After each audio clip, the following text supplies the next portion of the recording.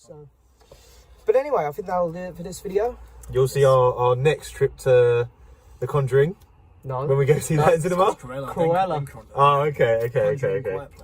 It's Cruella. Then you two are going by yourself. No. You're going to go to Conjuring. If we get at least FOMO's too bad. All right, if we get a certain amount of comments, no saying comments, you've got to go watch it. You've got to watch it. All right. Let's say. Also attack them in the comments. 75. How many do you get average video?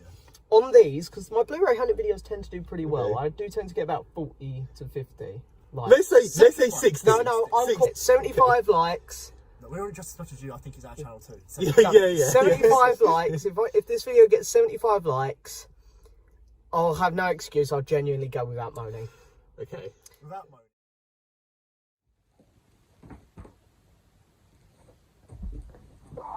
Right then. See how those likes are doing. Oh dear. Oh no. Why has he done that? No. Another one.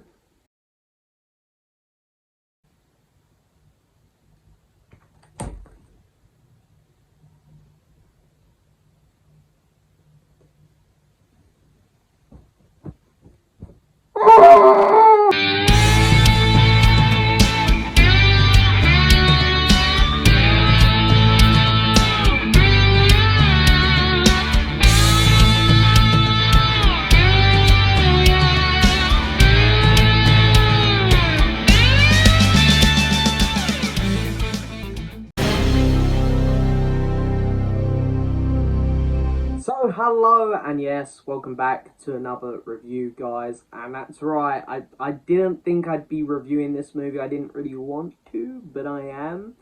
Today we are talking about The Conjuring 3, The Devil Made Me Do It. Directed not by James Wan, he is too busy with Aquaman nowadays. This one is directed by Michael Chaves, who most people will probably know from doing this one here, The Curse of La Llorona. Which is a very weird movie because we don't actually know. I'm still actually confused if that one's considered part of this Conjuring universe because it makes strong references to the other Conjuring films, but yet because the whole Conjuring behind the scenes team didn't work on that one or didn't help write it, some people have said that it isn't technically in the universe. So I really don't know if that one's a part of it or not. Some people say it is, some people say it isn't. I kind of think it must be because they make strong references and this director is now working on this movie. So, anyway. So, Conjuring films, I really do enjoy the first two, even though they scared the living hell out of me. And background, the reason I didn't want to watch this movie, it's not because I think these movies are bad, it's because they genuinely terrify me. I know that people find different things scary.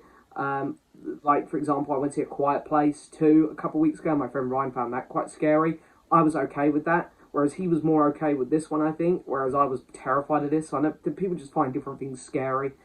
This film terrified me. I don't like the paranormal stuff.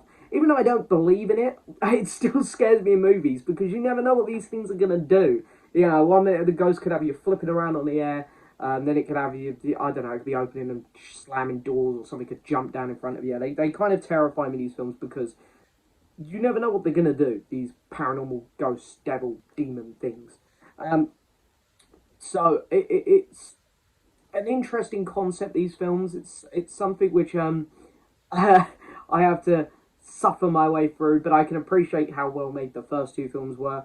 I really like both of them. I think the first one is probably a smidge better, but I really find the second one entertaining because it's about the Enfield haunting, and I live about 10 minutes away from it, which is crazy.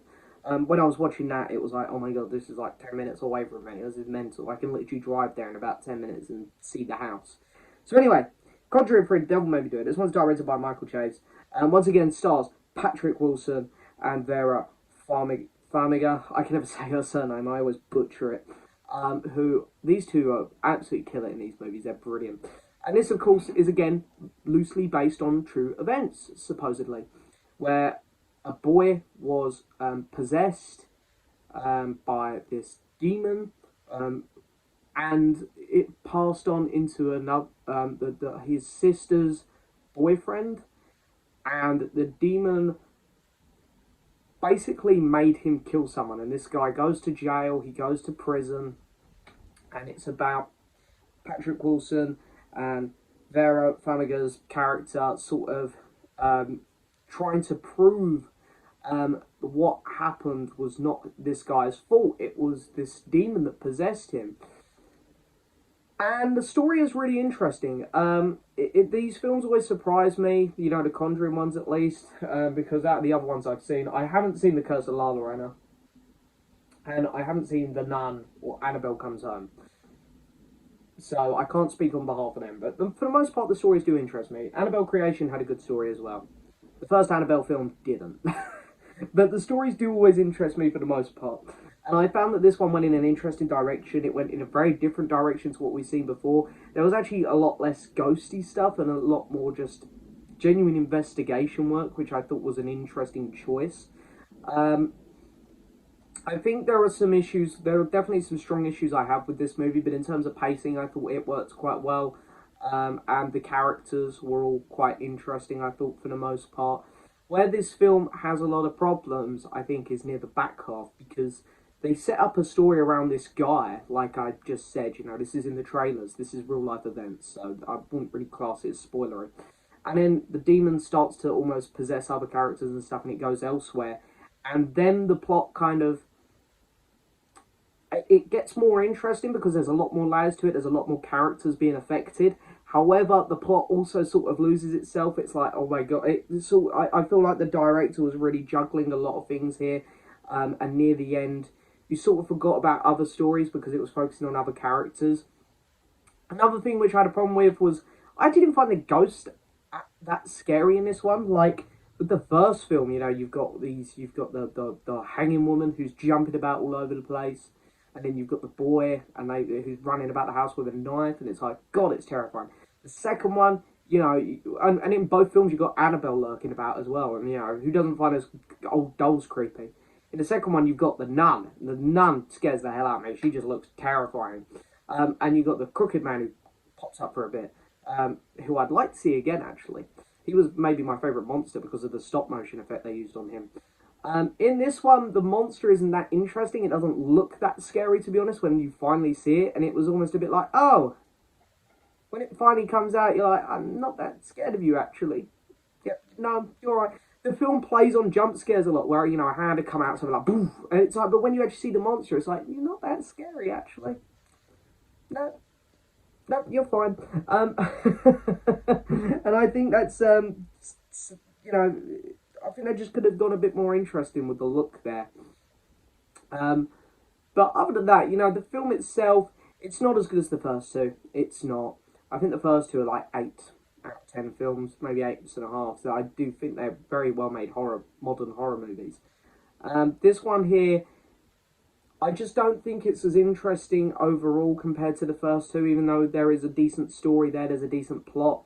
I think it just sort of runs its course, and then it just chucks on a load of other kind of plots to keep the movie going, and it gets a little bit jumbled. Then the monster finally shows up, and you're like, yep. So yeah, you know, I don't want to go into spoilers, so there's other issues I had, but those things sort of I need to go into spoilers on. But it's still a competently made movie. It's entertaining. It held my attention. The jump scares were good, I suppose, even though a couple of them really did shake me up a bit, which is what they're meant to do. That's what this movie's here to do. It's a horror. So yeah, there was definitely some entertaining things about it. And the cast all did a really good job as well, I want to say. You know, I thought all the side characters, because that's the thing with these movies, you know, the only recurring characters, of course, are our main two. Other than that, everyone else is more or less, they get one shot in these movies. But they did a good job, they really did. I did like The Conjuring 3, The Devil Made Me Do It. I did like it, it was a good movie. I preferred the first two and Annabelle Creation out of the ones I've seen. I reckon I'm probably going to prefer Annabelle Comes Home as well, because I hear that's really good as well. I've heard The Nun and The Curse of La Llorona, though, they're absolute garbage, so I'm probably going to prefer this to them. But anyway, I'm going to give this film a 6.5 out of 10. Which is interesting because if you go listen to my podcast episode this week on Off to the Movies, I actually gave it a different score. I've just had a bit more time to think about the movie since then. But if you do want to hear me go into more detail on this movie, if you want to hear me talk about it more, go check out the latest episode of my podcast, Off to the Movies. Link in the description. You can hear me talk to Ryan about it. So, of course, you get a bit of a clash of opinions there. So it's always a bit more interesting, I think. But anyway, that is it for this video, guys. I hope you've enjoyed it, as always. Let me know in the comments below, have you seen this movie and what did you think of it, if you have seen it. But that is it for this video, guys. As always, don't forget to hit that subscribe button, like the video, leave a message. And as always, I will see you next time for another video. Bye-bye.